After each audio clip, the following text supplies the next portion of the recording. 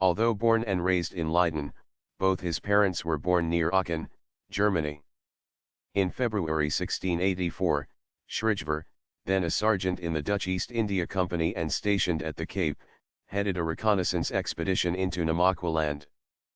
They went as far north as Garries and brought back samples of copper ore to Cape Town.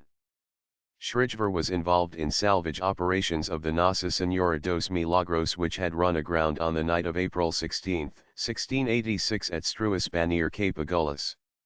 This was a Portuguese vessel with 150 crew, commanded by Don Emmanuel da Silva, en route from Goa to Portugal and bearing diplomatic gifts from Nere, King of Siam, to Pedro, King of Portugal, Louis XIV of France and Charles II of England.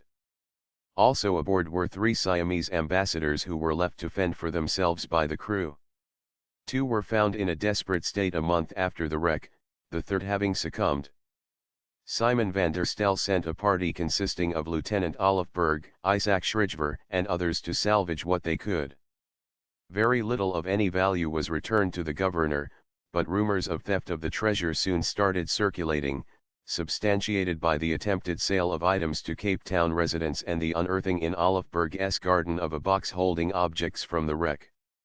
Berg later confessed to the theft and alleged that van der Stel himself was involved.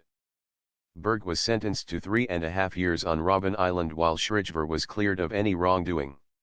On January 4, 1689, 2 years after being promoted to the rank of ensign, Schrijver embarked on his most enterprising expedition.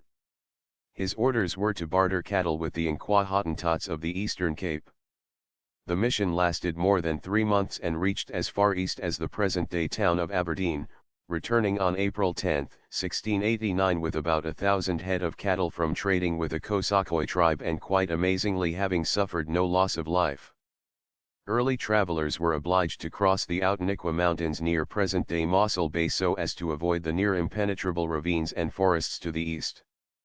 At that time the only way across the mountains was through Attaquas Kloof, named after a chief of the Hasekwakoikhoi. This route was pioneered by Schrijver who, following an elephant track, traversed the kloof to the Olifants River in January 1689. The Duivenhoeks River at Heidelberg was named by Schrijver, and Schrijvershoek near Langbaan Lagoon was named after him. He retired in 1699 to his farm Schujzik near Stellenbosch. The farm was substantially enlarged by the addition of surrounding property that had formed part of the deceased estates of freed slaves. Schujzik's history goes back to 1692 when Simon van der Stel, governor of the Cape, granted 17 hectares of land to freed slaves Manuel and Antonia of Angola, Louis of Bengal and Isaac Schrijver. He returned after a few years and finally died on the farm, survived by Marie Elizabeth, who later married Jacob Gronewald. Schujzik passed through numerous hands in the 3 centuries of its existence.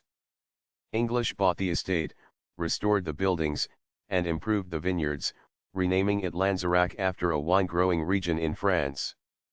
In 1958 the entrepreneur David Rawdon converted the estate into a successful hotel. In 1990 business tycoon Christo Weiss purchased the property, converting it into a winery and hotel.